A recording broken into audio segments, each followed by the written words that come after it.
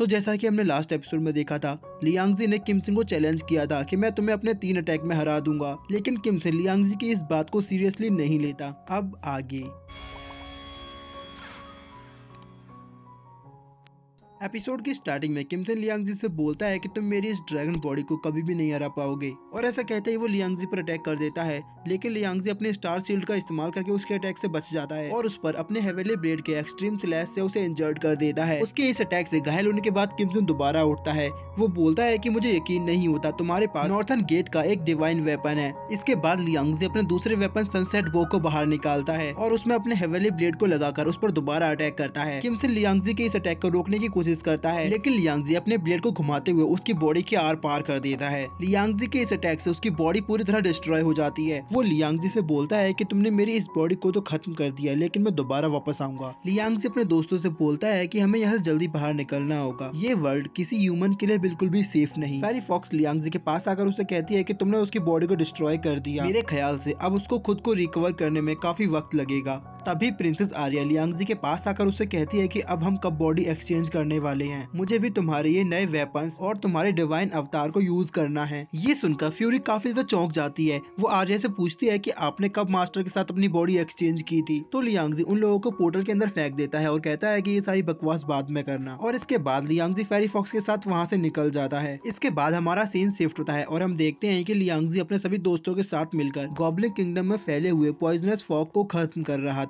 जब लियांगजी ने ज़ूटियान moon beast को पूरी तरह खत्म किया था, तो वहाँ होने वाले एक्सप्लोजन के बाद चारों ओर पॉइजनस फॉग फैल गई थी। फेरी फॉक्स लियांगजी के पास आकर उसे बताती है कि हमने सारा फॉग साफ कर दिया है, अब ये जगह पूरी तरह सेफ है। यू चैंग लियांगजी के पास आता है और उससे कहता है कि तुमने यहाँ पर बहुत सारा ट्रेजर इकट्ठा किया होगा, क्या तुम उसमें से थोड़ा मुझे दे सकते हो। तो लियांगजी यू चैंग से बोलता है कि अरे नहीं, मैं तो काफी बिजी था, इसलिए मैंने कोई ट्रेजर इकट्ठा नहीं कर पाया। अगर तुम चाहो तो प्रिंसेस आर्या और वान यू से पूछ सकती हो। लियांगजी की ये बात सुनकर वो दोनों बोलती हैं कि तुम इस पर बिल्कुल विश्वास मत करो, हमें पता है लियांगजी ने बहुत सारा ट्रेजर इकट्ठा किया है। तो यू चैंग लियांगजी को पकड़ लेता है और उससे कहता है कि मेरे भाई प्लीज मुझे थोड़ा सा ट्रेजर दे दो। तो लियांगजी यू चैंग को खुद से दूर हटाता है और कहता है कि बेवकूफ, मेरे पास कोई ट्रेजर नहीं है। तभी अचानक एक डीमन लियांगजी के पास आकर उसे बताता है कि मास्टर यहाँ पर कुछ भी अच्छा नहीं हो रहा है। अचानक ही यहाँ कुछ ह्यूमन कल्टिवेटर्स आए हैं जो हमारे सिटी पर अटैक करके हमारा खजाना लूटने का प्लान बना रहे हैं। तो ये सुनकर लियांगजी बोलता है कि अगर ऐसी बात है तो मुझे उनसे जाकर मिलना होगा। इसके बाद हमारा सीन शिफ्ट होता है और हम उन कल्टिवेटर्स का ग्रुप देखते हैं। वो सभी सिटी पर अटैक करने के लिए बिल्कुल तैयार होते हैं और तभी लियांगजी अपने दोस्तों के साथ उनके सामने आता है।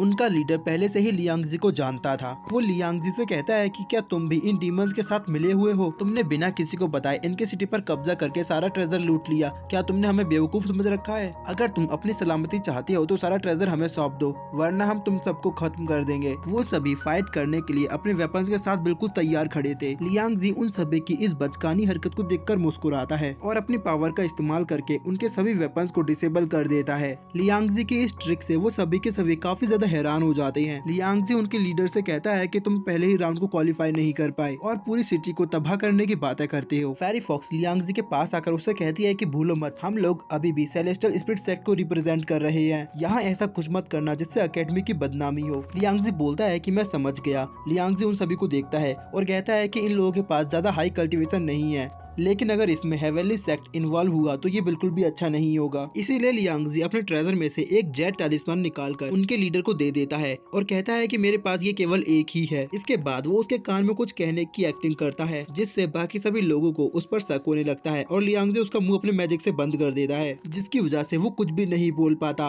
अब वो सभी जेट टैलिस्मान को देखकर उससे कहते हैं कि तुम इसके काबिल नहीं, ये हमें सौंप दो। उन लोगों से बचने के लिए वो जेट टैलिस्मान को लेकर वहाँ से भागने लगता है और बाकी सभी लोग उसका पीछा करते हैं और इसी के साथ हमारा आज का ये एपिसोड यही खत्म हो जाता है।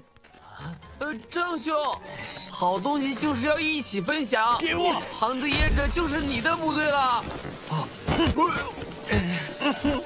捡了玉符，再逼问他攻法口诀。不用扫。